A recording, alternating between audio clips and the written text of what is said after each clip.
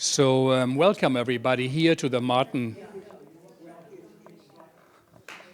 Segal Theater. Yes, it's good to meet friends and to say hello to who's right there next to you. So first of all, welcome everybody and thank you for taking the time on a for sure cold and hostile New York December night. I think these are really an engaged audience, as engaged, I think, as the artists we have here with us tonight. Karen Malpede, Penny Arcade, Steve Zehentner, and Marvin Carlson, the great theater historian, the greatest many claim on planet Earth, and I would agree, actually. So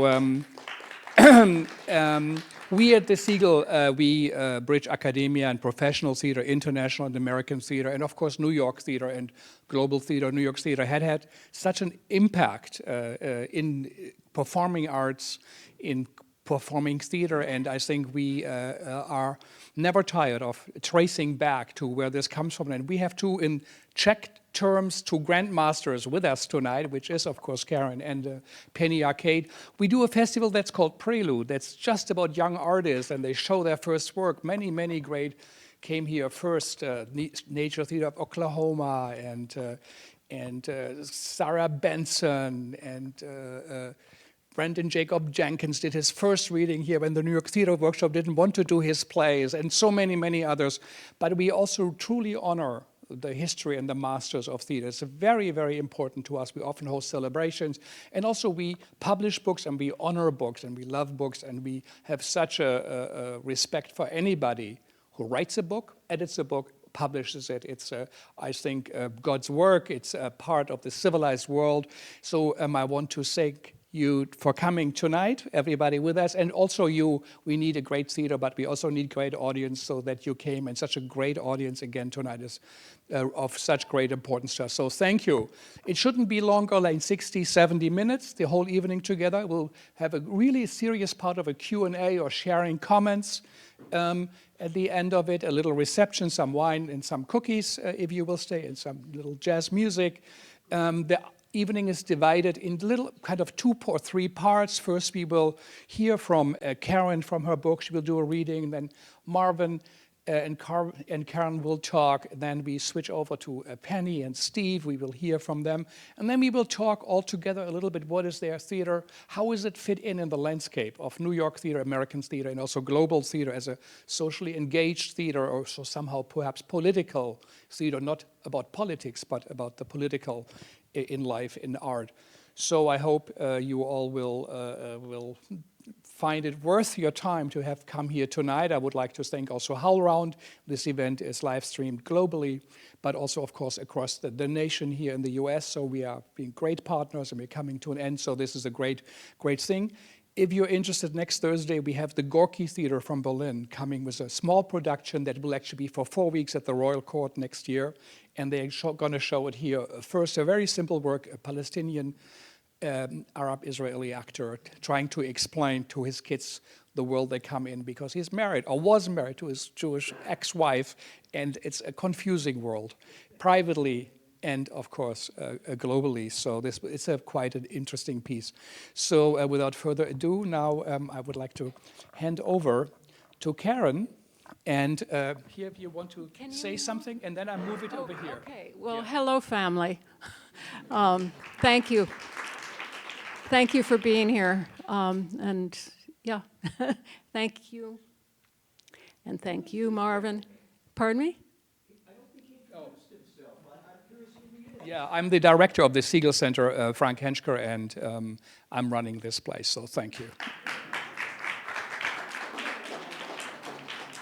Yeah, Frank has been very supportive of me and of George, and we've performed here a number of times, and I launched a previous book here with George and Kathy Chalfant, who are 2 characters in my book, which I will read a bit from now. Yeah, and it's lovely to see you, although I can't quite see you because of the stage lights, but I have seen some of you out there, and I know I love you.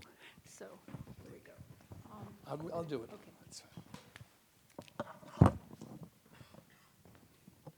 The book is called Last Radiance, Radical. Let's wait, so get it right. Okay. So you have to speak into the mic. Right.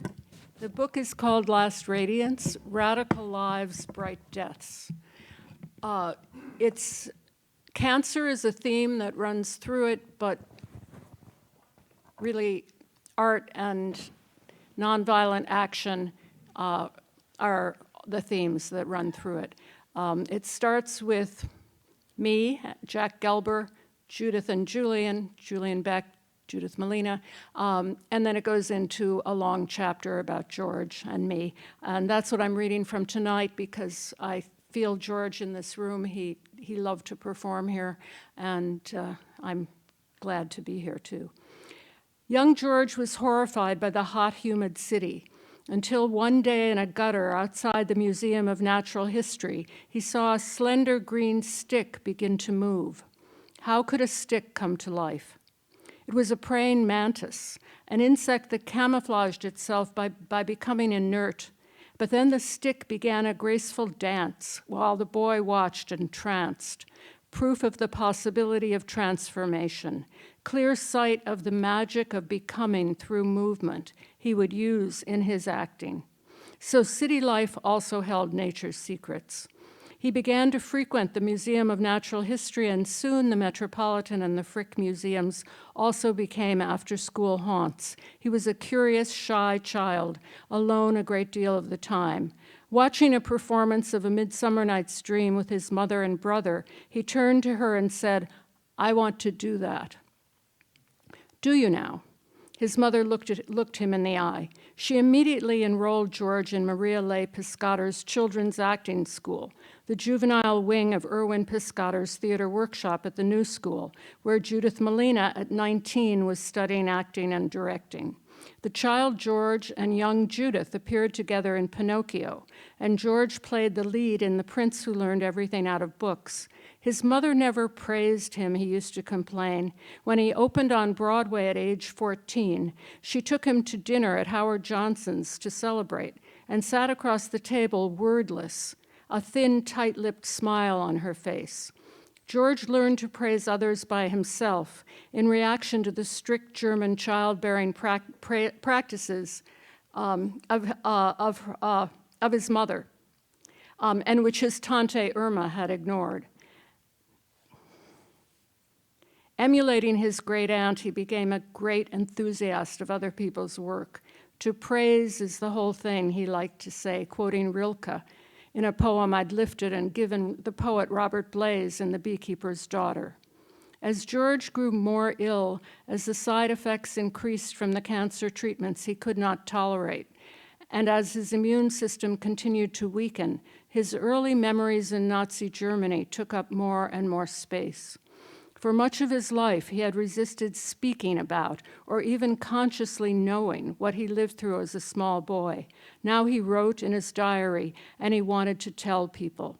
It was as though the curious little blue-eyed blonde boy and the angular elder with his luminous gaze were mere images of one another.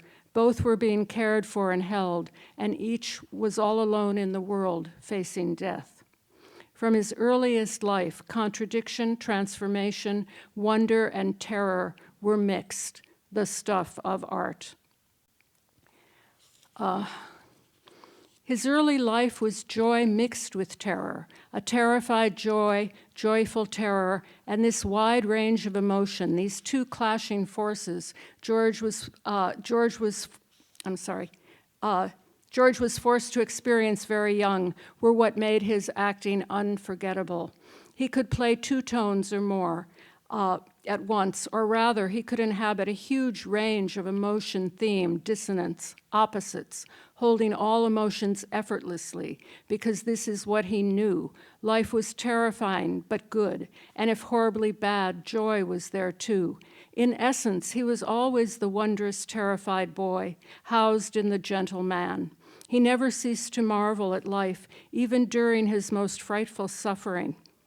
This wide emotional reach gave him significance on stage. He was there with a message few people have, signaling from the beyond, like Artaud's imagined actor, burnt at the stake, signaling through the flames.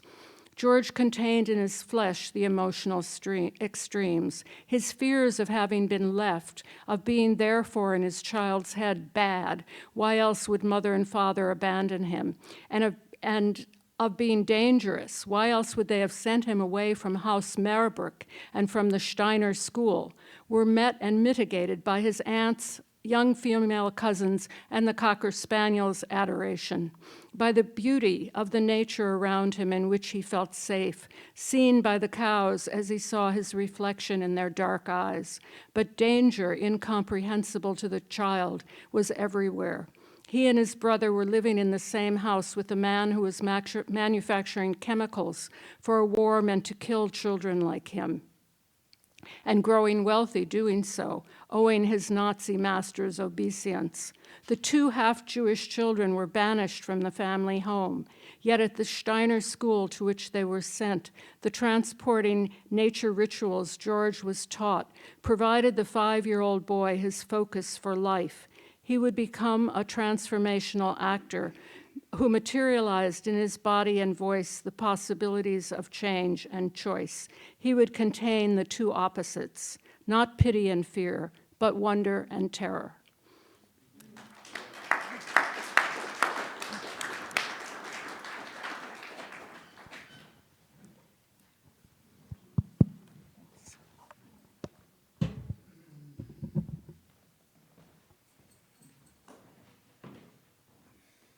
So first of all, thank you for the reading. It's always beautiful, I think, to hear the author read their own work. There are wonderful recordings of poets also reading their own works, and it's very different always.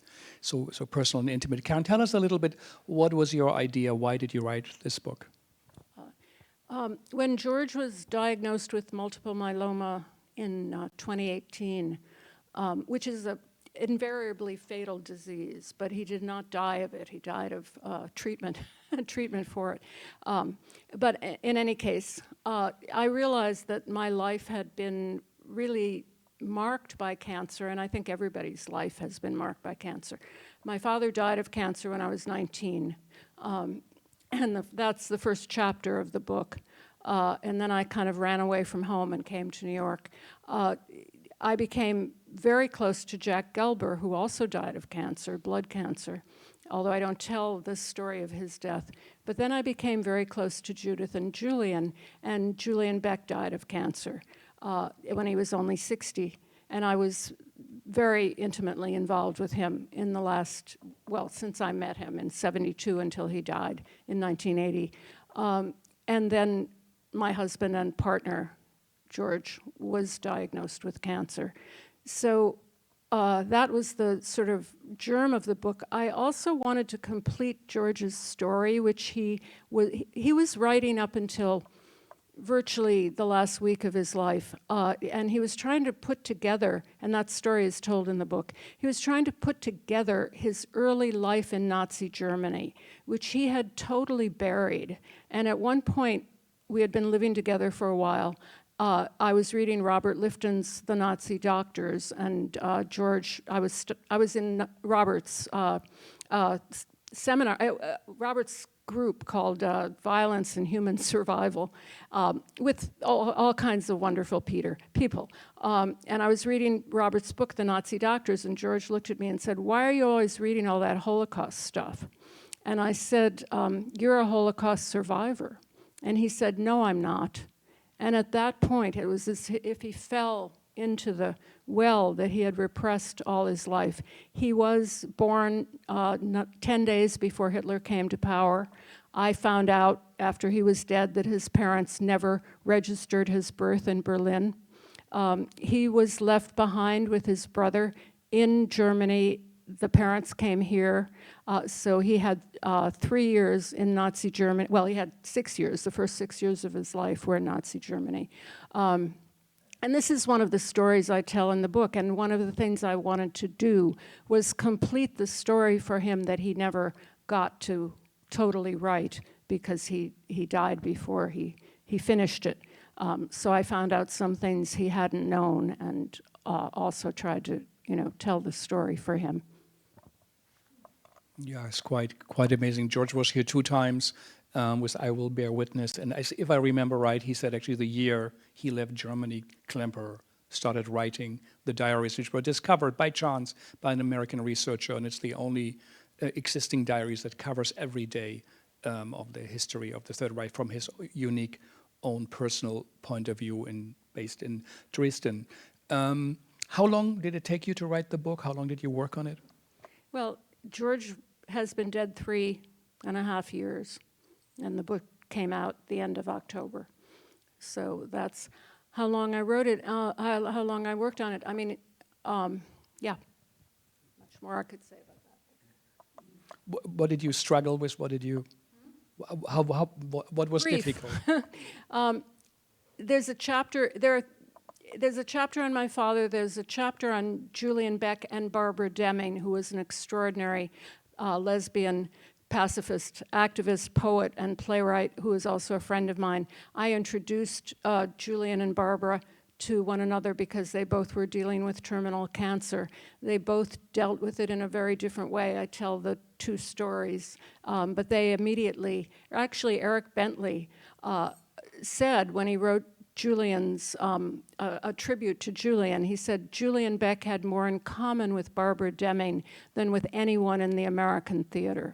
And that was a very astute observation. They were both tall, willowy people with tremendous character, and they both were surrounded by community, different communities. Barbara had a lesbian feminist commune in Florida, and Julian had his scene, the living theater scene in New York. But they were in communication. Barbara died first. And now I forgot the question. What did you ask me? What did you struggle with creating this book? I was, Jerry's known me since this time. I was in the throes of extreme grief, and very extreme. There's a chapter in the book called There Is No God of Grief. But the only thing, there were two things that were sort of keeping me alive. One was the little puppy that I got 8 weeks before George died, literally. So I had a puppy and a beautiful animal. And we had always had Cocker Spaniels. George had Cocker Spaniels in Germany. His aunt had Cocker Spaniels. Anyway, we had Cocker. And now I have this gorgeous Percy Bysshe Shelley II Cocker Spaniel. And the other thing that kept me going was the writing. And when I wasn't writing or walking the dog, I was shrieking. I was a mess. I was walking with Jerry. Jerry has walked with me every week since George died. We have walked miles and miles and miles together. Wonderful. And Nina published it, right? This book is published by Vine Leaves Press, which is a European, it's a small press. They publish in English, but they're based in Europe. Marvin, since we have you here, and we talk about 2 books of you, so it's been a very productive period in the way next to, of course, coming to grips with the death and your book of the dead, which you created. Marvin, you all have followed, of course, world theater, global theater, New York theater. You have also followed the work of Karen for a long time. Where do you see her work, and let's come to her 4 plays, in the New York theater scene and in American playwriting? Well, Karen doesn't really fit into the New York scene, which I say as some of the highest praise I could give her.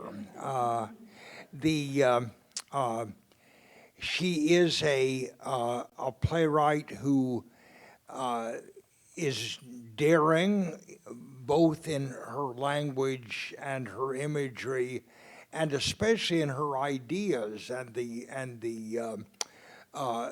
questions she confronts, which are not only very material questions of things like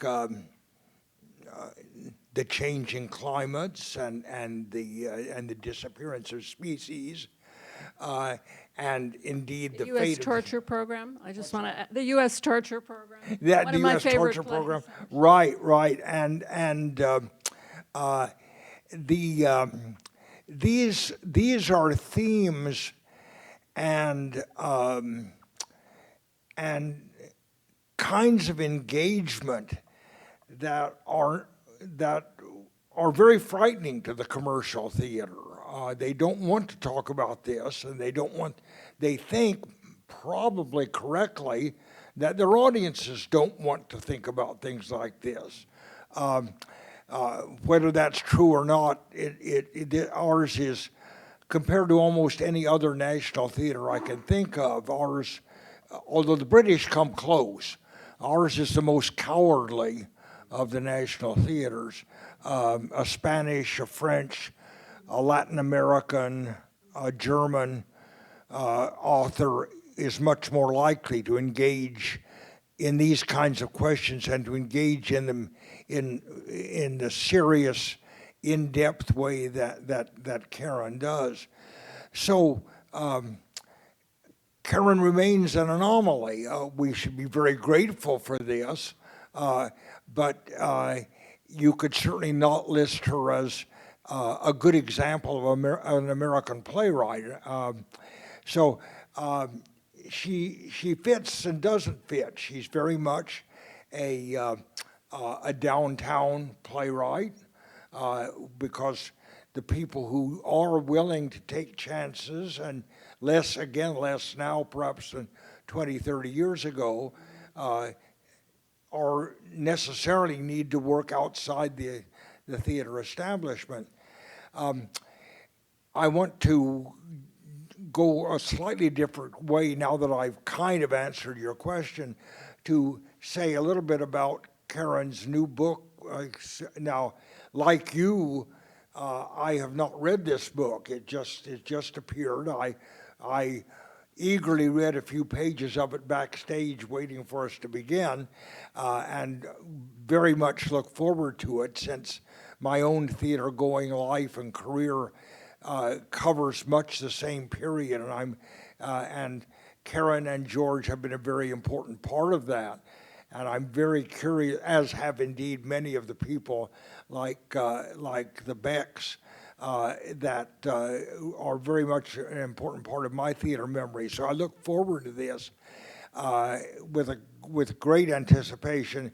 But I must also say, and now just touching very quickly on the other book for which I wrote a preface, I remarked in that preface on one of the concerns and qualities of Karen's work, and I was struck how, in the passage that she read, how often the images and even the word transformative comes up.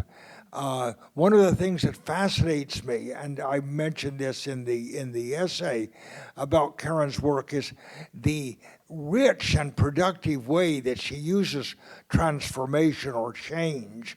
This, of course, ties in very much with George's work, who was, as Karen herself just remarked, was a transformational actor. I mean, acting in a way is transformation. That's what it's about. But George was particularly impressive at this, and particularly committed with it. So it really is a key word. I was fascinated to see that in the passage Karen read tonight, the first image evoked there is George going to the Museum of Natural History and thinking about the transformation of the stick. George and Karen see things in exactly those terms. Where is this going? What can this lead to? What is implied? What is forecast in something we see here? Where is this going? And that it's a very dramatic question too. Where is this play going? What is this situation going to lead to? And as a playwright, Karen has, it seems to me, centered on those kinds of questions as George did as an actor. So it was a marriage made in heaven, artistically as well as personally and romantically. So that's what I will say at the moment. No, you keep. Karen, tell us a bit about your plays. Why do you write plays? Why do I write plays? I don't know. I remember, I have a twin brother, John. Some of you may know him. He runs a theater in LA called Los Angeles Poverty Department, and he works with Skid Row inhabitants to do wonderful theater work. We're on opposite coasts doing sort of opposite things. But I remember once when we were teenagers, and I said to my brother, if I could do anything, I would write poetic plays. And he said, why don't you do that? And I said, because I'm a woman. And it's true, through graduate school, I never read a play by a woman. It was only, I fell in love with the Irish writers. I knew Augusta Gregory was central to Yeats, but no play by a woman was ever taught through all my school years. And when I got out of school, I began to research women playwrights, and I did write a book called Women in Theater, Compassion and Hope, which was about the artistic theory, in their own words, of great women artists. Because the other thing is, not only weren't we supposed to be great women artists, but we weren't supposed to have any theory about what we did. We were just kind of bumbling through it, because we couldn't really think. But in fact, Fanny Kemble and Eva Le Gallienne and Lorraine Hansberry, I was given unpublished letters of Lorraine's, Hallie Flanagan. I mean, there's a whole list of great women. I can't even go through all of them, who wrote theory. Sometimes it was in their diaries, sometimes it was in their letters, and sometimes it was actual theory. But they thought about what they were doing, in other words. So I had to learn that by myself, but of course, that was the first round of the second round of the feminist movement in the 70s. And I was part of the Women's Salon for Literature, which I co-founded with a couple of other women. And every month we would have a great work, Susan Griffin's A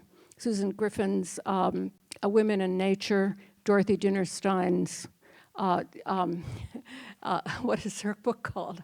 We were very close friends. What's Dorothy Dinnerstein's book called? I'm blanking on it. Is it ridiculous? But that's my age. Anyway, we had Adrienne Rich, we had Barbara Deming. I had a play down there. We every month we had somebody's new work shown at a salon for women only for about 5 years. I could go on, but again, I've forgotten the question. Why do you write plays? Why not sculpture, not painting? Why don't you dance? I can't sculpt or paint or dance, so I guess I write plays. I never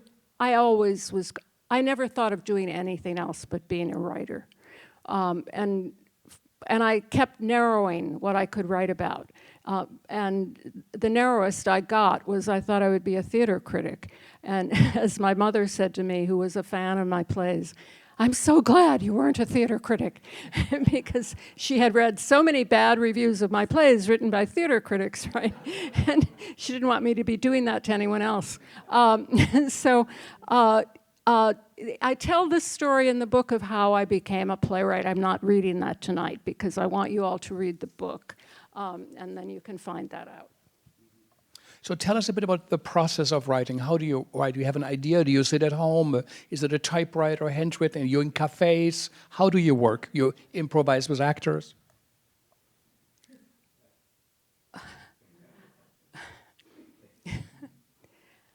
I walk my dogs. I always have a dog under my desk or near me. And when I get blocked, I go out for a walk with my Cocker Spaniel.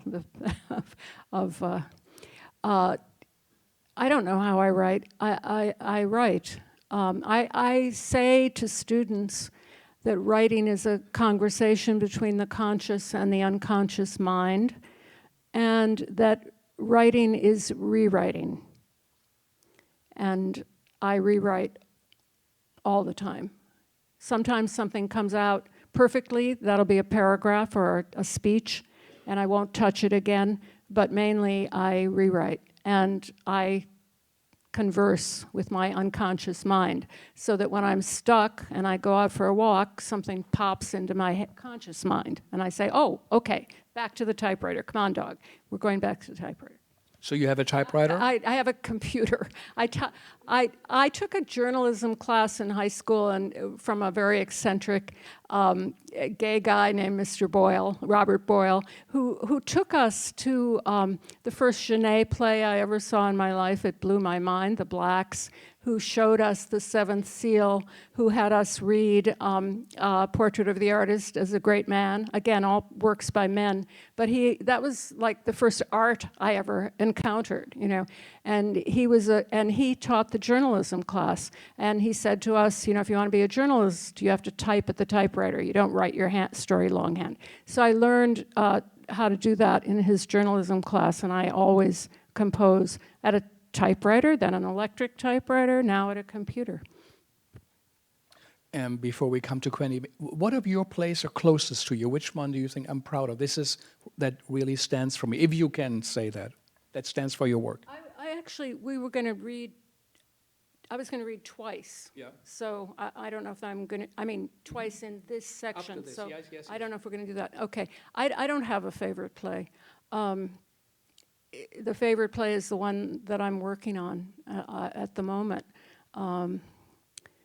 These plays that Nina published, I'm very fortunate to have a publisher who loves my work, and I'm the only American playwright she publishes.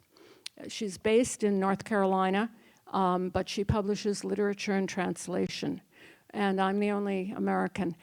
So these plays are two plays from the 1980s. Us, which is the play I met George in when he did, which is a play I like a lot. Us and Better People, which is the next play I did with him. And then the last two plays that he and I did together. And then a short play called Dinner During Yemen that Kathy Chalfant, who has been in a number of my plays, and Dee Pelletier did. I like all the plays in this book a lot, and I like the fact that the two plays from the 80s are put together with two plays from 2018 and 2020. Mm-hmm. Before we come to your reading, Marvin, what play for you, what do you remember of seeing of Karen's plays? Oh, my absolute favorite is Blue Velvet. Yeah, and there are a lot of reasons for this. One is that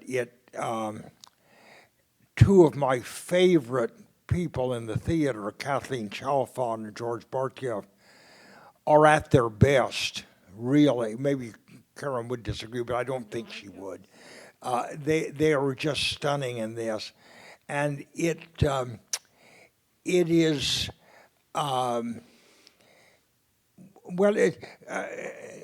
Karen writes in so many different styles and themes that it's really hard to compare one play with another. And so I say this with much hesitation, but I'm going to say it anyway. It's in many ways her simplest play.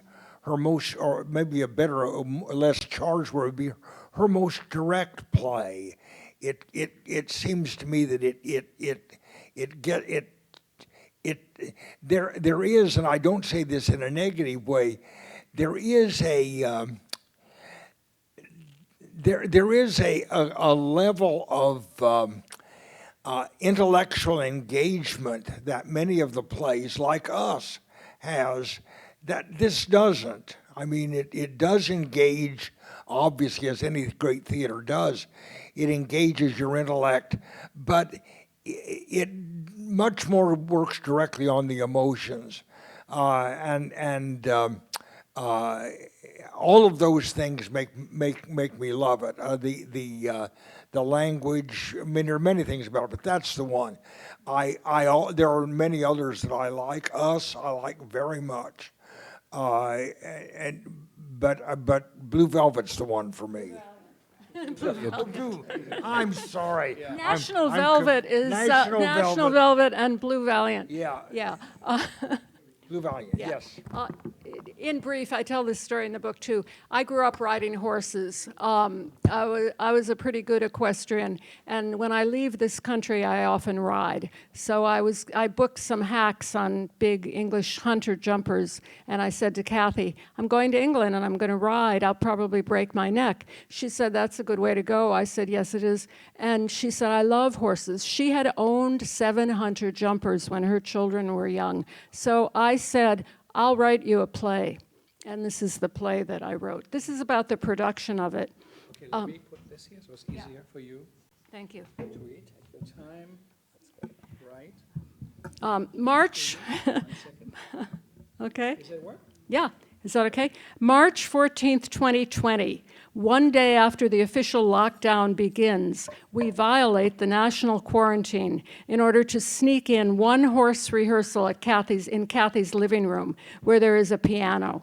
We need to hear if music as horse will be convincing, if strong chords, fists slamming on wood, feet galloping on piano pedals as if hooves across fields might give voice to the wounded equine's inner life. George is wildly enthusiastic. He gives the composer some notes. We try moments again. Yes, we anoint the piano as horse. We will not see one another in person again for over a year. In April of 2021, we meet to rehearse in the Brooklyn studio. We are all recently vaccinated and boosted. We are again in a rehearsal room where George and Kathy work fast and deep with delight, 2 consummate actors egging each other on, and the horse finds a voice through Arthur at the piano. A week before we open for our 2 outdoor performances only, we bring in an equity stage manager and Millie Ortez, a lovely young actor who will play Maya, the refugee child who is separated from her father at the border. This play was written, here we go again. Our design and film crew come to the final run-through in the rehearsal studio. They are all steamed. George will need earphones, we decide. At the very last studio rehearsal, the stage manager will stand behind the audience and behind the 4-person film crew and read the lines into George's and sometimes, too, into Kathy's ears. Pacino used earphones in order to be prompted in Richard III. George knows because he was in the production. Usually this sort of thing takes technical rehearsals, as there is lag time between hearing the words and saying them, but we have had no rehearsal time. No matter, there will be a dress rehearsal at the farm. We arrive at Farm Arts Collective in Pennsylvania, where we are to perform outside. It's a brilliant, clear, warm, late May day. That night, working like a well-oiled machine, our team, including the horse photographer Ellen Lynch, whom I found on Facebook and have not met until now, and whose beautiful, huge images of horses we will use once the sun has set, manages to focus the projections and the lights are hung on poles as construction work is completed on the raised stage. George is ecstatic. He likes nothing better than to see artists working together, everyone doing whatever is needed without thought of job description or hierarchy. We each help move, place, and wire things, solve problems. We are all so happy. We are back in a theater again, outside of a greenhouse over which a large white drape for the screen has been hung on an organic vegetable farm. The next day, the temperature drops into the 40s and the rain starts. Our dress rehearsal is rained out. We've had minimal rehearsals and now we lose this. We try to run lines in the greenhouse, but the rain pounds so hard on the plastic roof, we cannot hear anyone speak. We give up. It pours all the next day. We will be rained out. Botanis tells us she has uncommon good weather luck and not to give up. The rain stops exactly at 6 p.m. It's freezing for May, but the sun has come out. We have just enough time to dry the stage, hang a few horse blankets as masking, and set some bales of hay. The lighting and projections have yet to be seen, as they will only become visible for the first time once the sun goes down, roughly at the perfect time in the play for the horses' large images to appear on the white drop hung from the greenhouse roof. There has been no rehearsal with the earphones. And yet they work so well, or rather George and Kathy do so well, the stage manager too, that the audience cannot tell when they are being prompted on the spot. The first performance is beautiful. We are ecstatic. The audience comes with blankets and they huddle against the cold, but no one leaves and they love our play. We have it on film with 4 different cameras too. I cannot imagine a second performance can be as good. Usually there's a drop-off right after the tension of opening night. The second performance is often the worst. George's doctor texts to see how it has gone. I answer, brilliant. We are so happy. It pours rain all the next night and all the next day. It's even colder and wetter than the day before. It is still raining as we drive to the theater just in case. But again, the rain stops, just in time to mop the stage. We get in a second performance as if by magic. It is very cold. The audience comes dressed in layers with blankets, but is in a celebratory mood. They've heard the play is good and they want to see a live performance after months of the lonely pandemic.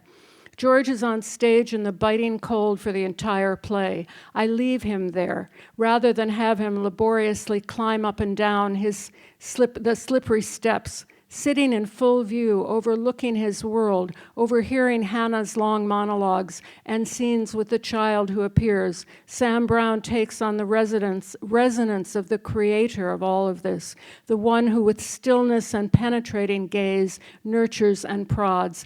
Kathy calls the performances our miracle. Thank you. Thank you so much. And by the way, we showed the film at the Segal Film Festival, which we did after Corona, which was a wonderful. And it is on YouTube. It's on YouTube for free. Blue Valiant. Yeah, it's truly quite a beautiful piece to watch, so you can find it. And if you have a dark Netflix night, it might enlighten much more than. The part I didn't read, that was George's last stage performance, and how he did it is described. Yeah, so you have to read the book. Okay. So Steve and Penny, will you come up and join us? Should we sit? No, sit here. That's fine.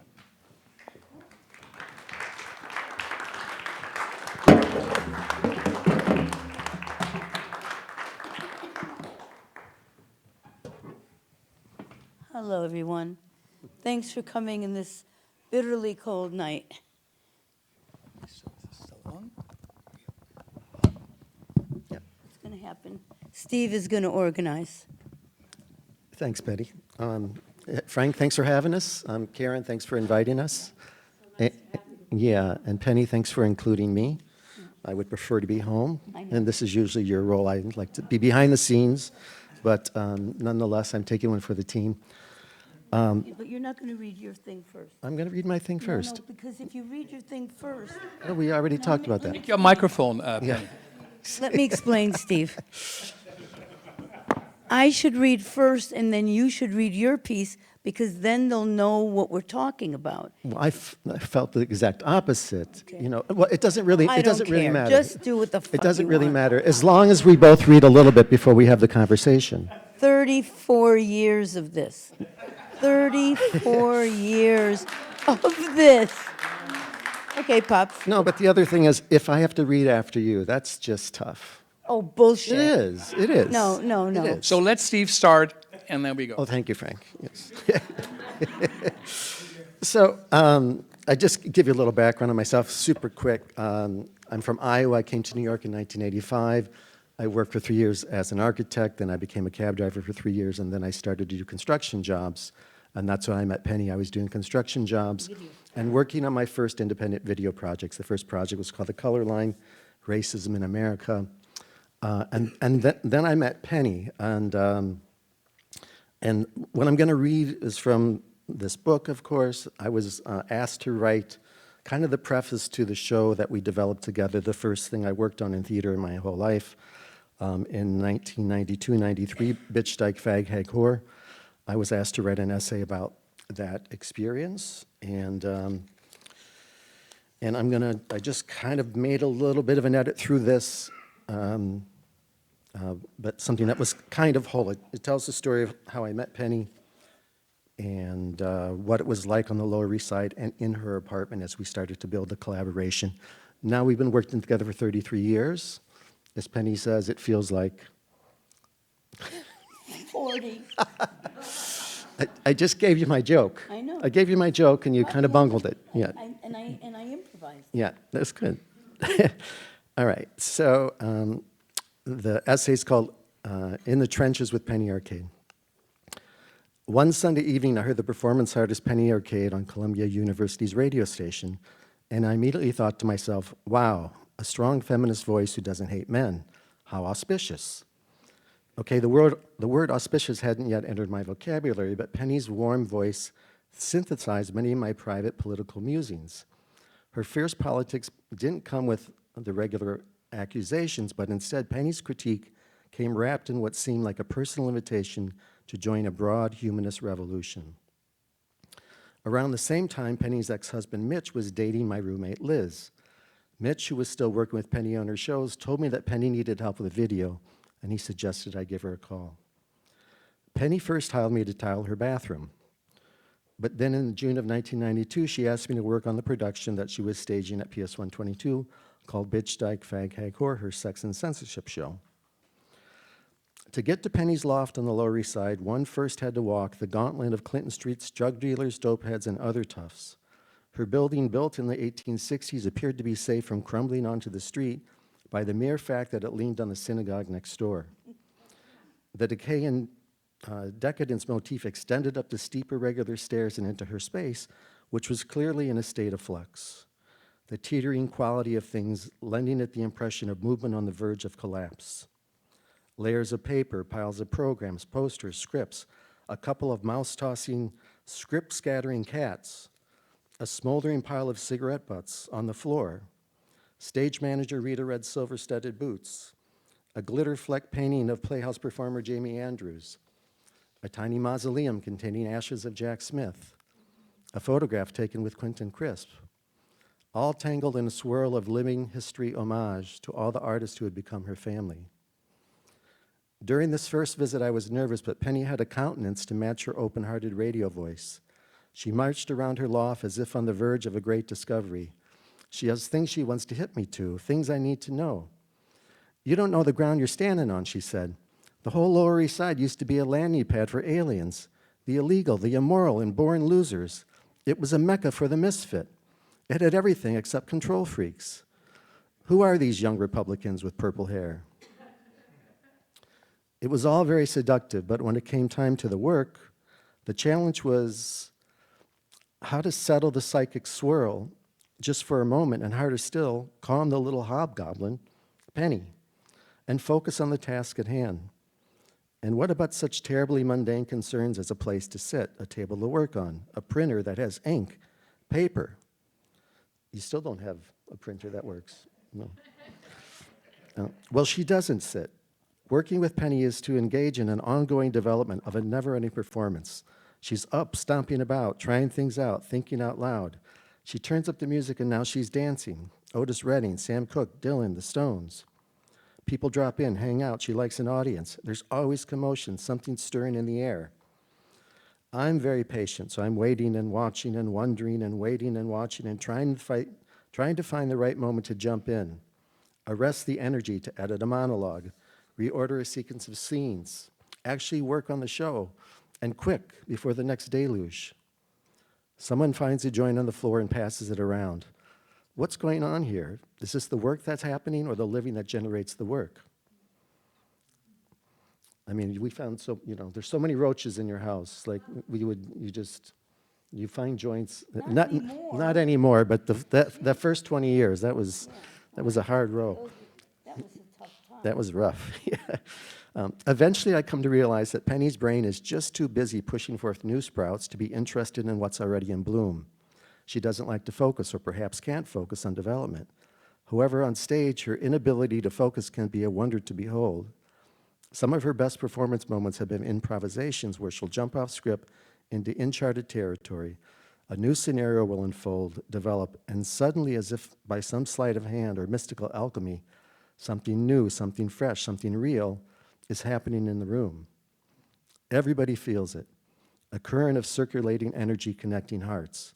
A small revolution.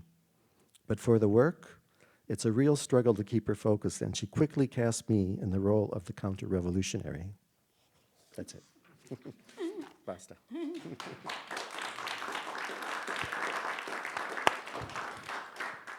Now what would happen? Now you're going to read yours. Okay, so then you're going to bring me that. Yeah.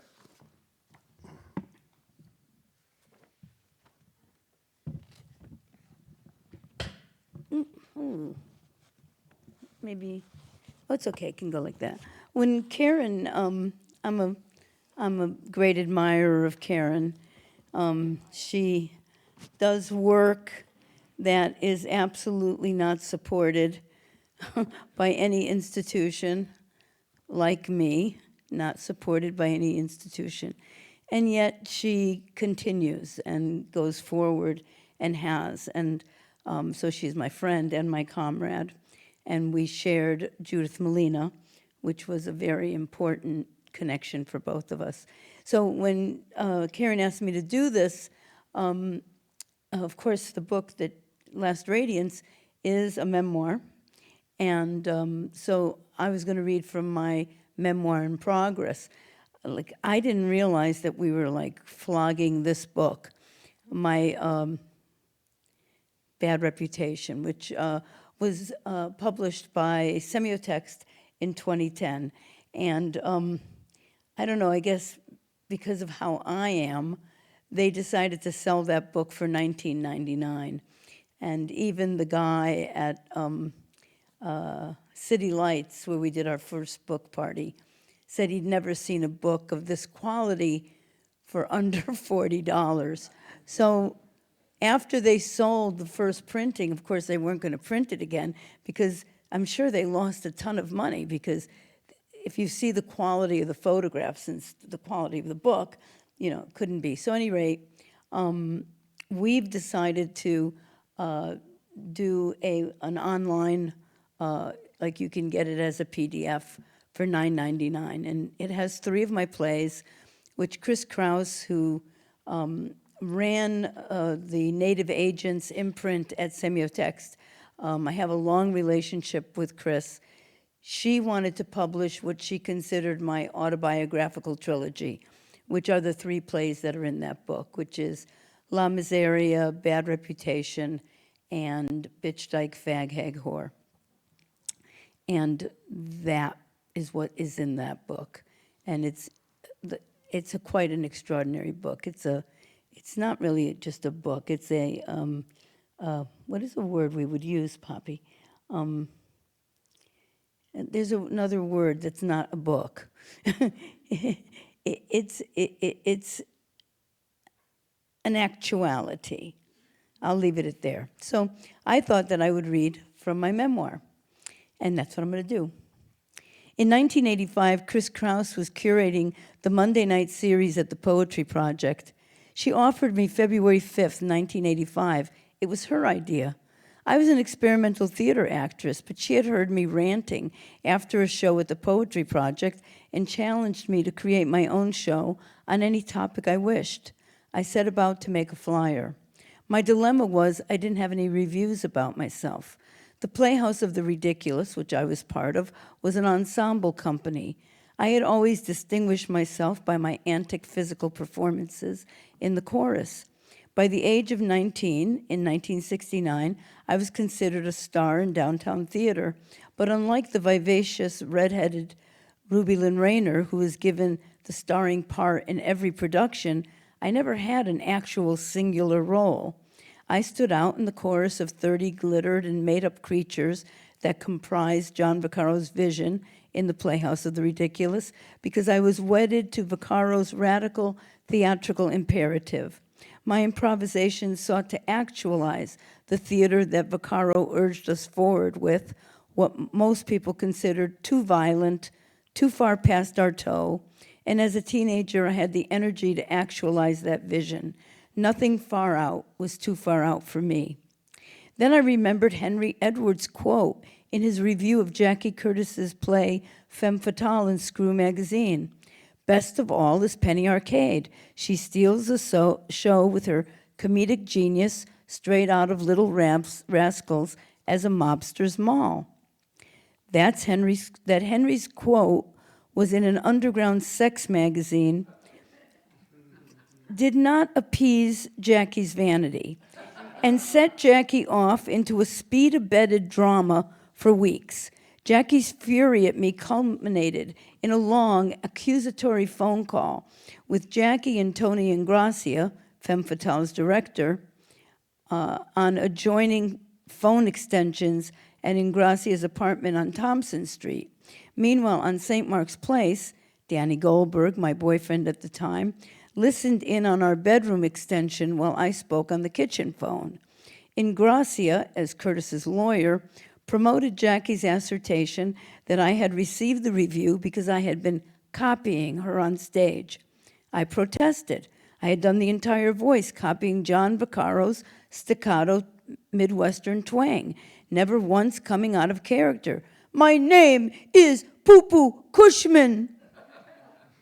No, Ingracia screamed into the phone. Jackie says you were copying her on stage. With that remark, Danny yelled, what do you mean Penny's copying Jackie? Penny's a real girl. That pretty much ended the phone call and cemented Jackie in my estrangement at the end of 1969. I typed out the review, then cut and glued it on my poster. I needed another review, but what? I couldn't use Henry Edwards' mention of me in the Playhouse's production of Jackie Curtis's Heaven Grand in Amber Orbit. Penny Arcade's tits are a stellar attraction. I stared at my poster.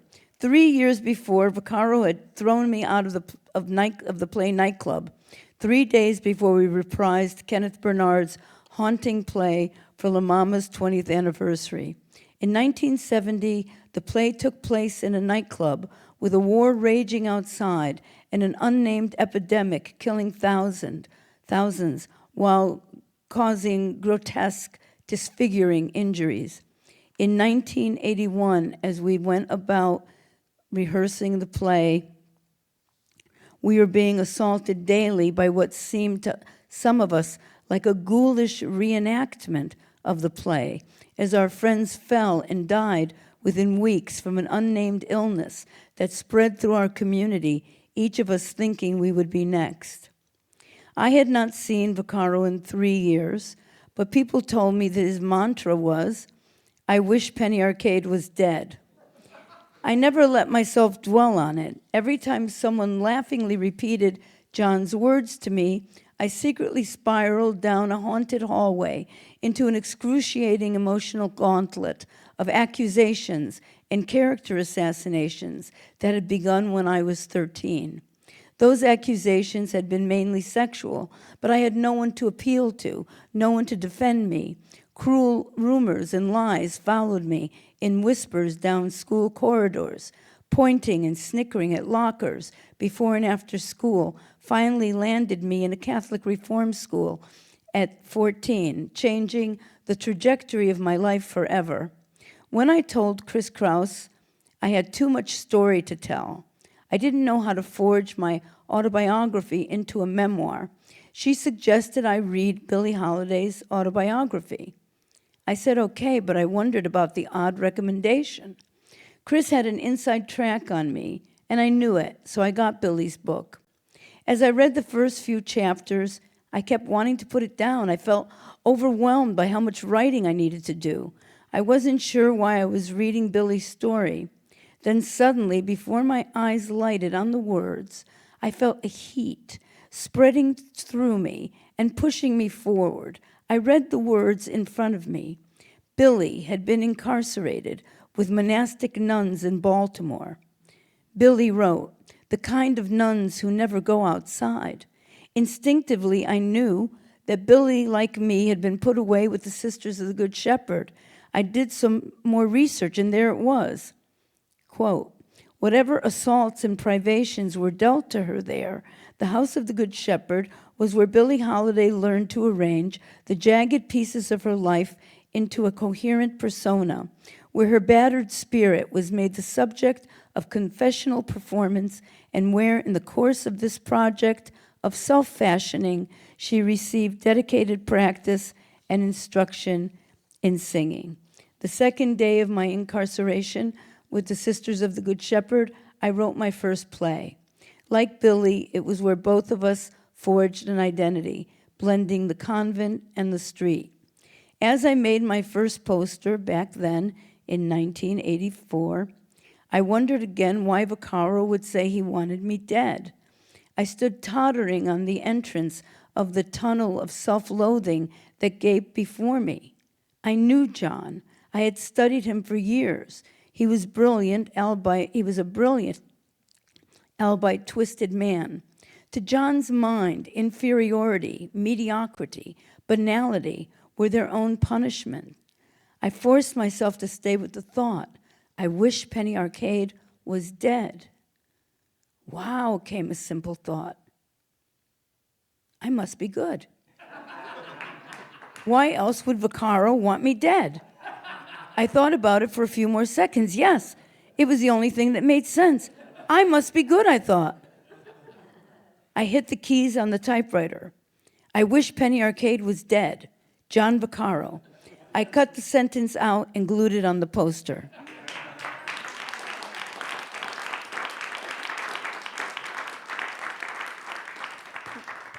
Now what, Uncle Pappy?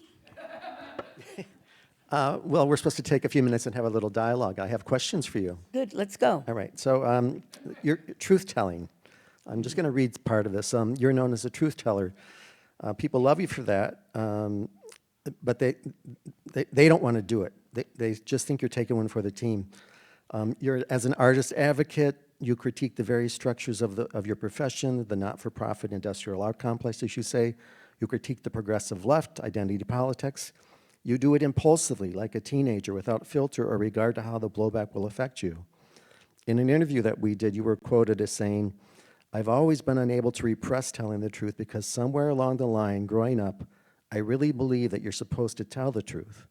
I didn't realize they'd just say that. You're not supposed to tell the truth. How has your truth-telling impacted your life, your career? Well, it's totally fucked my career over. I mean, nobody wants to hear the truth, you know. I mean, I think it's interesting because the audience, yes, the audience wants to hear the truth. They crave the truth, and they love me for it. Of course, they don't understand. They keep waiting for me to become famous. It's so sad, you know. Like they keep, like, you know, like they're so hopeful, you know. The thing is that if you're a truth teller, that isn't something that you decide to be. You know, I was in Turkey in 2010, and I went into a little bookstore, and they only had 2 books in English. They had a book of Agatha Christie mysteries, and they had this little book that was a semiotext book, same publisher as that, of Michel Foucault called Fearless Speech. And I saw the book and I said, oh, Michel Foucault, I don't think so. And I thought, well, it was semiotext. I said, well, let me look at it. And I started to read like just the first 2 pages. And in the first 2 pages, he spoke about perihista, which is about truth-telling. And as I read it, I recognized myself. And there's 3 elements to a truth teller. The first element is that they tell the truth as they see it, from their point of view, and they say so. The second element of being a perihista, of being a truth teller, is that you must lose. You cannot win. You will lose.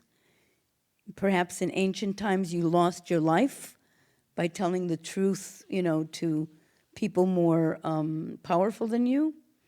And if you tell the truth now, you will lose because you will not have the opportunities. You won't have, you know, I mean, I could go on and on. Steve hates it when I talk about, you know, how little I've gotten in my career, and especially because I've been able to have an international mainstream career, which is really crazy. You know, I mean, Bitch Dyke Fag Hag Whore, which Steve and I worked on, has been performed hundreds of times all over the world in mainstream theaters. Our last show, Longing Lasts Longer, has been performed over 200 times, many in mainstream theaters throughout Europe and Australia. And yet, if you look at how many grants I've gotten over the past, say, 40 years of making my own work, I've gotten $30,000 in grants. That's it. What's the third element of being a Oh, parody? the third element is that you tell the truth out of a sense of responsibility. And I do tell the truth out of a sense of responsibility. But like I said, in the dressing room, you know, everybody says they love a truth teller, and they don't mind in the theater, you know. They don't mind a truth teller. They don't mind being scared by an artist every once in a while in the theater, but they don't want to be scared by an artist at a cocktail party. And, you know, basically, I am like, I mean, it started, you know, it started in 1985 when I was up for a Jerome Foundation grant. And I didn't get it because all the artists on the committee said, she's not an emerging artist. She worked with Andy Warhol in 1970. And I was like, what the fuck does that have to do with me making my own work? But as I watched what was going on in the nascent not-for-profit industrial complex, I did make a statement, I admit it, in 1985 that anyone who had a paying job in the arts and wasn't in service to artists should kill themselves. Now, apparently, this stuck in their craw. They didn't, you know, I mean, I find it's kind of amazing. I mean, at one point, when Mark Russell wouldn't let me perform at PS 122, there was like a big benefit, and Karen Finley told me I was on the bill. She said, Mark told me you're on the bill. And then I called Mark, and Mark said, no, you're not. We decided not to have you. And I said, but there's 60 people performing. And I said, you know, in case you think that I don't fit into the downtown art scene, I hope you're saying a novena to St. Jude that I'm never going to be successful because I'm going to fuck with you. Apparently, he didn't like that. I have a short follow-up, and then we can wrap Yeah, up the go truth-telling. Just because on Saturday, we had a conversation. You had a confrontation with our friend and academic, and you said to me, and then I decided to back away and act like an adult. And you held yourself back. And I had always encouraged you, like I never try to censure you, but I'm always like, Penny, pick your battles. So the question is, as you're moving through your life, are you become more measured? Do you have a different sense of self-preservation? Well, it's different, though. I'm not doing it because I want to get something. I'm doing it because I don't give a fuck. You know, I'm not confronting as much unless it's explosive, which it often is, especially when I see bad theater.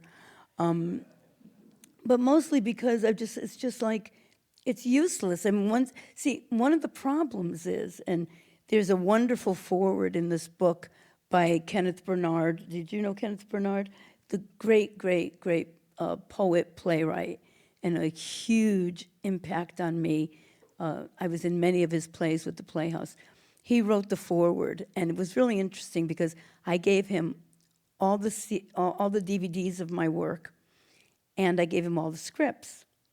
And I had never invited him to come and see my work. I was too embarrassed to invite him. Well, he had a broken DVD player, so he just read the scripts. And the way he was able to write about my work, never having seen a production, was mind-boggling. I mean, this is the capacity of a brilliant person. But one of the things he wrote was, he said, Penny Arcade is a reformer.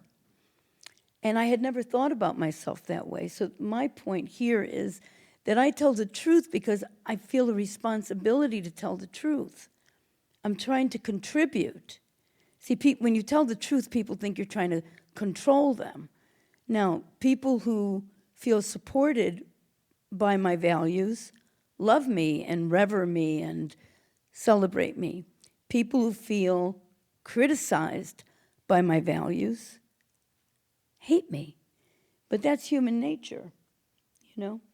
But, you know, I'm always doing it. I'm not doing it for myself. I'm doing it for the other person. What Steve's I'm just going to say two things about this. The person who invited us to Pomona College, I had brunch with her, Sunday or Saturday.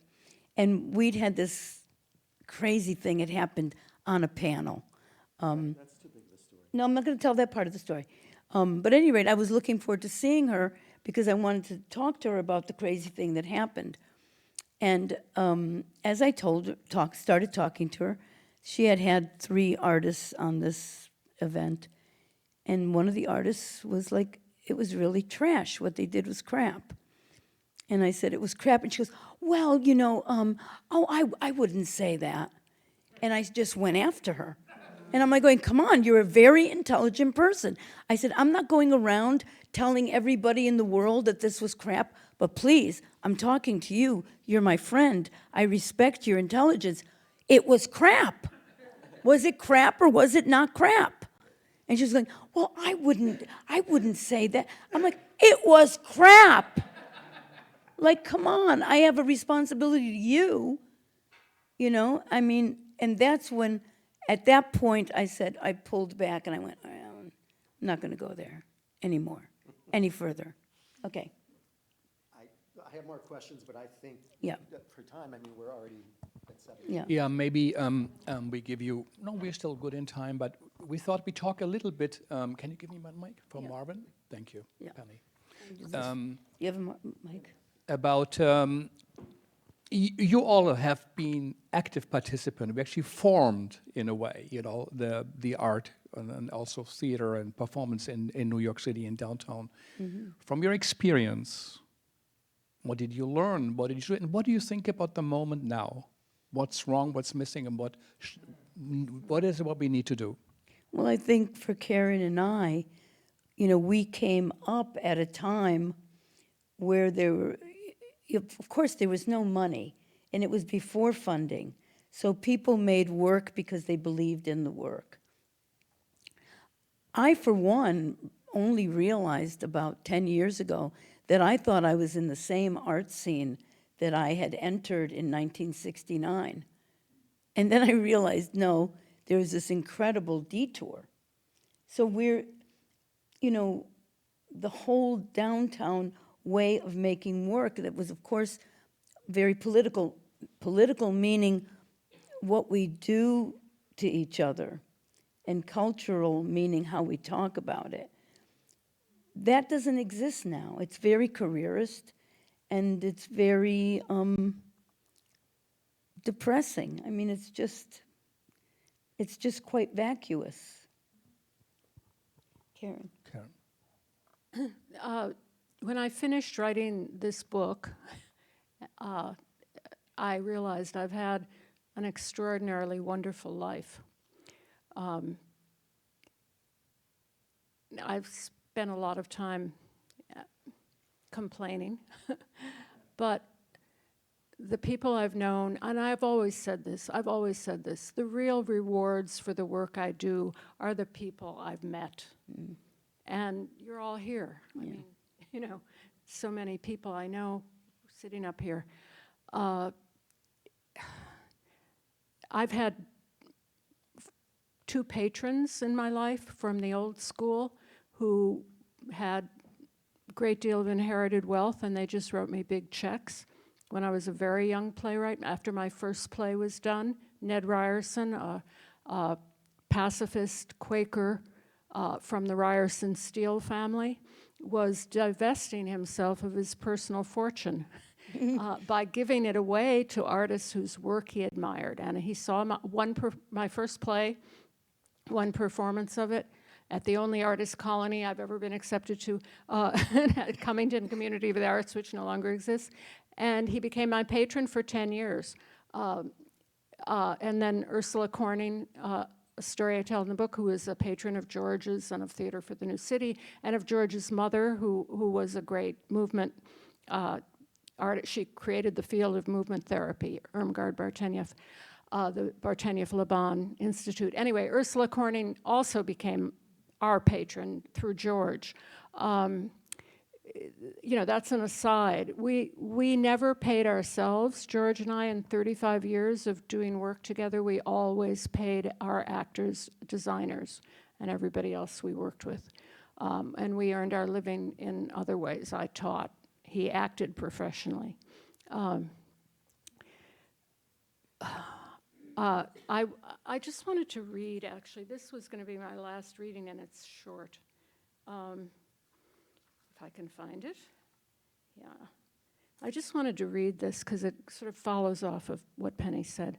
In the theater and literary history of the Western world, I know of no relationship similar to ours, in which a younger, lesser-known, very often critically reviled woman playwright is accepted as the equal partner of an older, established male actor and producer, and returns him, through the leading roles she writes, to his full excellence on the stage, all the while he devotes himself to the development of and to producing each one of her new works. And they lived together in harmony for 35 years. Our friends Judith Molina and Julian Beck had something similar, but George and I were physically in love. We remained wedded to poetry and character and to the poetic play, crafted and well acted, a commitment Judith and Julian abandoned for collective creations. If I would not have been able to become without him, it is also true that he needed me. We inspired one another, perhaps like William Godwin and Mary Wollstonecraft, or more so Percy Bysshe and Mary Wollstonecraft Godwin Shelley, Wollstonecraft's second child. Both those couples married so briefly. Visions intertwined, work done separately or together, impossible to conceive without the other. Long, rambling, interesting talks day and night, romanticism, reverence for nature, materializing through language social possibilities beyond the strictures of an ever-industrializing, hierarchical, increasingly violent world, the necessity of physical closeness, of bodies intertwined in love, mutual eros, in order to fully conceive mutual artistic vision, the impossibility of separating the flesh from the word. In our plays, we sought to transgress the boundaries between the social world as it is and what we might become, to explore the permeable boundary between what exists and all that can be imagined in the mind's eye. We sought to show nature as alive, divine, and shape-changing, to incorporate non-human sentient wisdom through animal presence, to defy convention, exult in change, practice on the life as in stage, on the stage as in life, nonviolence. Be outrageous for the fun of it, instigate delight. In these ways, our project aligns with the Romantics. Our plays in production stood against both the violent state and interpersonal violence. We dramatized resistance. We dramatized nurture and love. We went in service to all that hasn't happened yet, but yet could happen still if we dare transform and materialize our desires.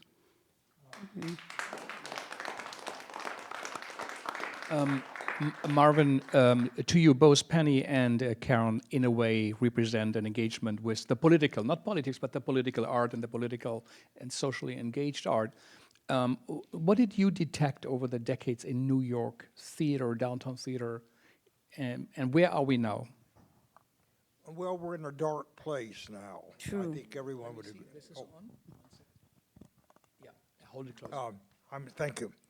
We're in a dark place now, as I think everyone would agree.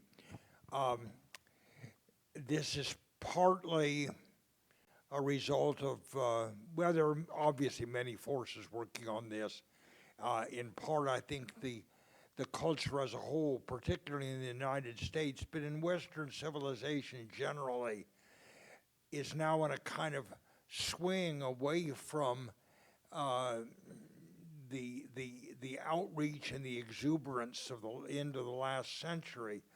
And many things contribute to that. I won't even try to discuss them all, but I would say that, as always, the theater reflects its time and its culture. And both Penny and Karen have referred to that and are living symbols of it. They both, as Penny said, she is a truth teller. Karen is a truth teller too. This is a very useful phrase, I think. And truth telling was a kind of thing that was very much a part of what was going on at the end of the last century, the 60s and 70s. Not everybody did it, but it was a truth-telling time. Now, this is a truth-denying time. It's a time of lying and false truths and so on, and the theater reflects that as well. We should be grateful for people like Penny and Karen who continue to carry the banner up, but it's harder, and there are fewer of them. There were a lot more people like these two at that time, and a lot more groups like the groups that they worked with.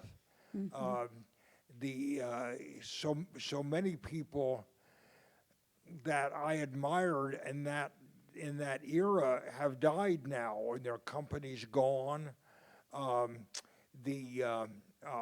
So it is, of course, more difficult now than it was then to really do the kind of work that both of these people are doing. And my heart goes out to the young artists now who are coming into this world and trying to do that kind of work. All I can say is it's more important than ever. More important than ever. The main thing is not to give up, to keep the hope alive. And that is, I think, theater's major responsibility.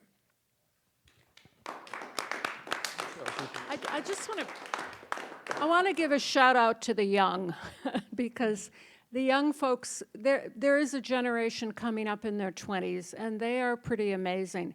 I've spent a lot of time at the Bread and Puppet Theaters because George's ashes are scattered in the Bread and Puppet Memorial Grove, and through that time I've been with a lot of young people. I've been on a lot of demonstrations over the last 2 horrific years as the genocide in Gaza unfolded with a lot of young, very extraordinary young people. I also am very proud to say that I taught Anne Honey at Tisch School of the Arts. I taught a course called Ecology in Theater, and it changed her life. And she is now a world phenomenon, a great singer, songwriter who tours all over the world. Kristen Clifford was also in that class, same class, and Jana Landau. They're all in their 50s now, but they're major forces. So, yes, I agree. The times are dreadful, and these last 2 I kind of woke up on October 8th because I was in such deep grief. I didn't know what happened. And then I kind of woke up into the war, which became the genocide. I don't know where I was going with that. These have been incredibly difficult years for all of us who care about human life. Karen, can I say something to that? I also work with a lot of young people and have always worked with a lot of young people because when I started making my work, I was already in my mid-30s. But what I find is I'm always getting letters, emails from younger people who are like now older, like say they're in their now mid-40s or 50s, and they thought that everything that I told them about, how you're not going to get rewarded for telling the truth, because most of these people, who are 50 and under, have gone to school with this whole idea that, yes, we're sallying forward and telling the truth. And then they find out, yeah, you can do that, but you're not going to get funded. You're going to do that, and you're not going to get booked. And you're going to do that, and you're not going to get paid. And the thing is that for people who are under 30, they really think they're going to get paid.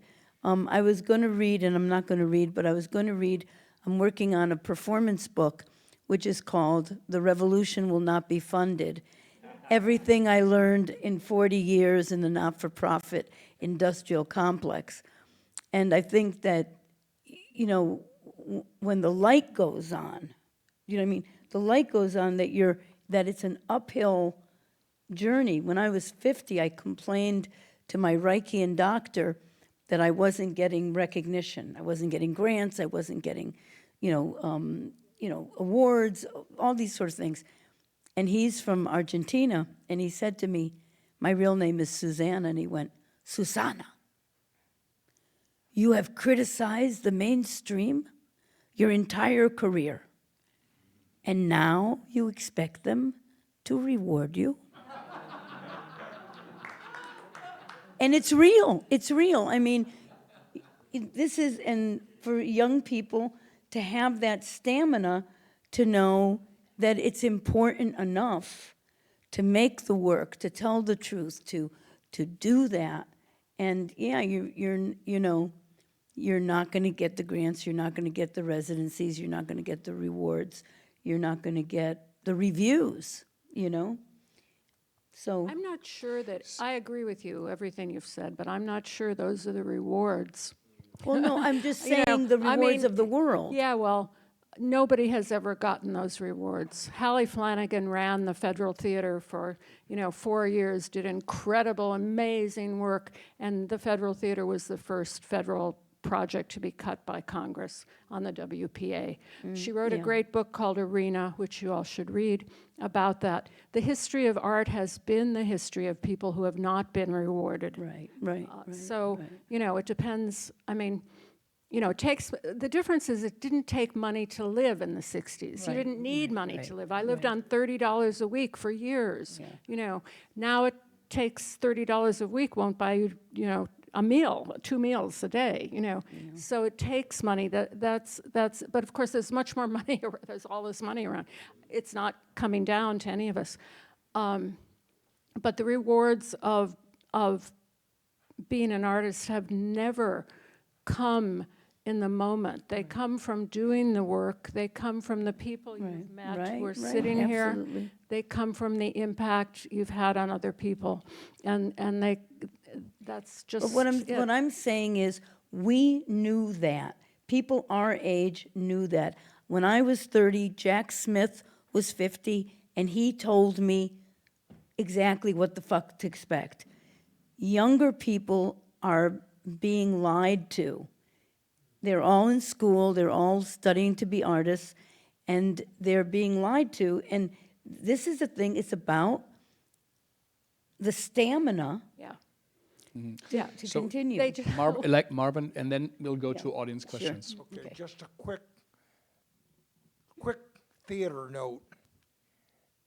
Mozart died in total poverty, and Salieri was a rich, respected, much honored man. Yeah, thank you. And speaking about the friends who you feel, otherwise, let's put the light up, Fabian, if you can hear me, and let's come to some questions, comments, or anything. I'm going to come with my mic. Maybe you say your name since it's live streamed, and I hope we can get the light up to the audience. So thank you first for this really great panel. Thank you, Frank. I'm Zul, and let's hear a round for Frank. I mean, what an absolutely wonderful evening to be with two absolutely unique New York theater activist artists. And yes, thank you, Steve, truth tellers. Thank you, Marvin. So, Penny, I haven't read Bad Reputation. I'm going to look for a Semiotics first edition, but I've devoured Karen's memoir, and please, if you don't buy the book, go to the library. I mean, everyone interested in any of the arts or in waging nonviolence, please read this book. I was taken, this memoir has the most dramatic opening chapter I've ever read, which should not be a surprise coming from such a dramatist. But Karen, there are two things that that I picked out of the book that I want to ask you about. And actually, the second thing, Penny, you might speak to as well. So, Karen, you write, theater reveals the divine in humankind. And that's coming from an avowed atheist. So I want to hear you talk about that. But I'd also like to hear you and Penny talk about this. Conflict is not the essence of drama. Evolution is.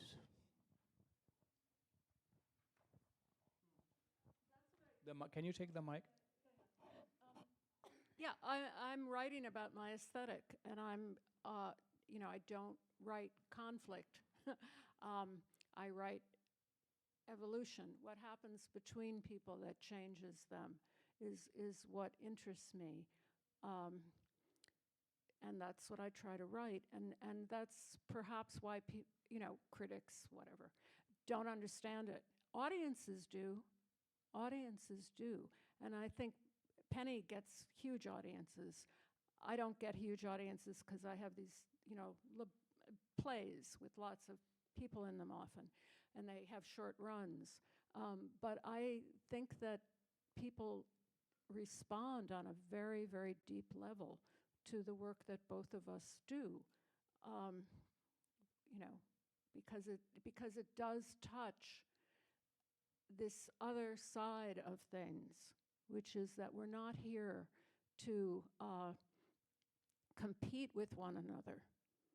We're here to relate to one another and to change and be changed by each other, to help one another. George was, and many people in this room know George, the most generous, great artist I've ever encountered.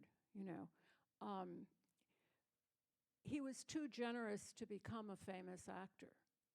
He was too committed to helping other people. He was too excited about other people's brilliance to spend all that time on his own, and yet he was consistently brilliant.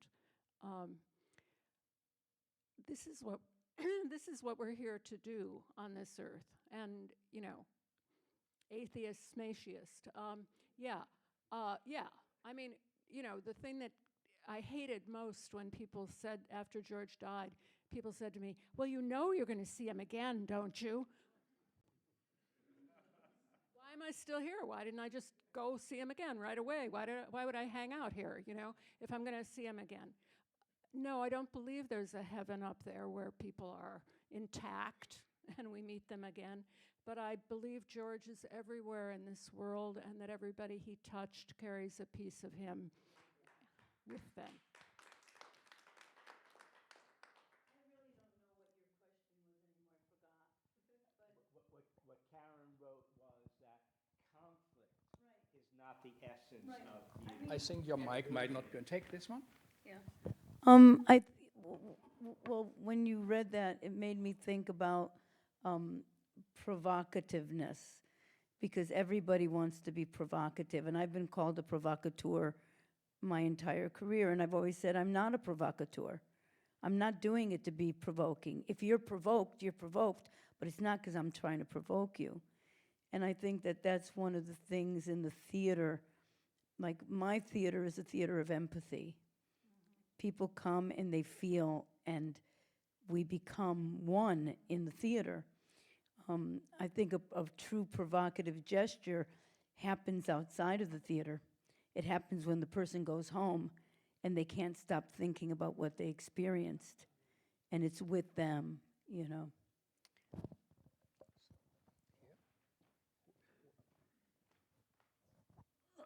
On a lighter note, Penny and Steve, you started out showing us a little bit about your relationship. Could you expand on that a little bit, in the sense of what's it like to have a 40-year, 33-year partnership, and the sense of conflict? How do you resolve conflict? Yeah, how interesting. Well, I want to say, Steve and I, over the years, long ago, like in 1994, after we'd been working together 2 years, Steve said, well, maybe you should find somebody else to collaborate with. And I said, that's ridiculous. I said, why would I look for somebody to collaborate with? I'm perfectly fine making theater all by myself.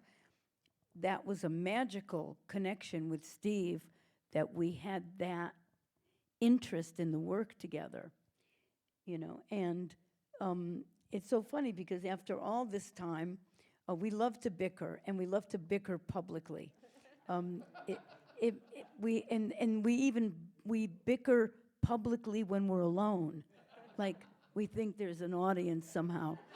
And but the thing that is true is that we've developed such an extraordinary communication that we often end up calling each other to tell each other the same thing that we're thinking about. It's really remarkable. But the way I mostly describe what we do together is that I'm kind of he's the overview, and I'm the particular. And then sometimes it switches. I mean, now that it's so long, we both do everything, right? You talk. I think, the landscape of our relationship over the years has modulated and gone up and down, and we've taken time off from each other. I think I always describe it as like a family relationship. I mean, we do professional work together in a professional venues, but we're really a mom and pop theater company, and we enjoy and suffer all the attributes of like family. So we don't always get along. But over the years, we've learned how to minimize the damage when we get into these fights. I've always felt a response. I mean, I'm in this lucky position that I'm the person out of all the people in the world who is Penny Arcade's partner. I mean, I'm not a theater person. I'm still not a theater person, except I've done all these shows. But I have a responsibility to the work, to the text, to refine it, to make it as powerful as possible. And so I stand up for my ideas. I'm not a yes person, so we fight. We fight about the work. As time's gone on, like I said, we learned to minimize that. We don't push each other's buttons. We're kinder to each other. Obviously, the foundation now is not the work, it's love that we have for each other. I mean, she's part of my family in Iowa, my family in Spain. I'm part of her family in Connecticut. It's like that. So it's conflict gets resolved the way you resolve conflict with friends. But I think it's also that the process of making the work, the thing that brought us together was aesthetics. We share the same values, and we share the same aesthetics, and that is what is, we are the only people that we can talk to about what we see. Right, that's foundational. I always go for the family part, but you're right. I mean, the artistic collaboration, we have a foundational relationship that we resonate, and and we're moving forward in sync. And we do so many different things together. We don't do just theater. We have our big video project, the Lower East Side Biography Project. Steve has worked with me on the Jack Smith archive, on the Shayla Bakal archive. We have a social practice where we help people. We help people in our community, and we do it all. I've dragged him into so much helping, and when as usually happens, I end up getting attacked for it. The last time Steve came to me and he said, I have helped you help people for 30 years, and all you ever get is kicked in the teeth. I refuse to help you help anyone ever again. And that lasted 2 weeks. Okay. Maybe one more question, is there? Or a comment, doesn't have to be a question. Everybody's at peace. We can go and eat cookies. Good. So, though I really would like to thank you, and I also really would like to thank Karen. We asked her because Marvin also wrote the introduction to present the book. Yeah. And I want to say, and she said, I want to bring Penny because her work relates to mine. I just also want you to think this is kind of what's a difference in generation, instead of, being promoting in that sense the brand the Mimi generation, to say, you know, this, and I want to give her space, and because that is important, so that's good. Treat of Marvin. Isn't Marvin extraordinary? Yeah, that is a great overview. So I really would like to thank you all. Do you have a last reading, Karen, or? No? Okay, so I think then let's get really a big, big round of applause to see all of them together, and let's have a little reception. Thank you.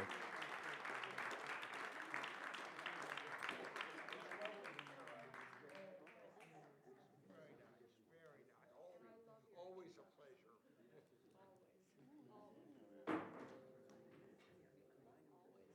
Okay, all right. You have so much wonderful things to say. And we do have some books here for you to buy, and maybe you can get a copy of Bad Reputation, I'm not sure. But Karen's books are here.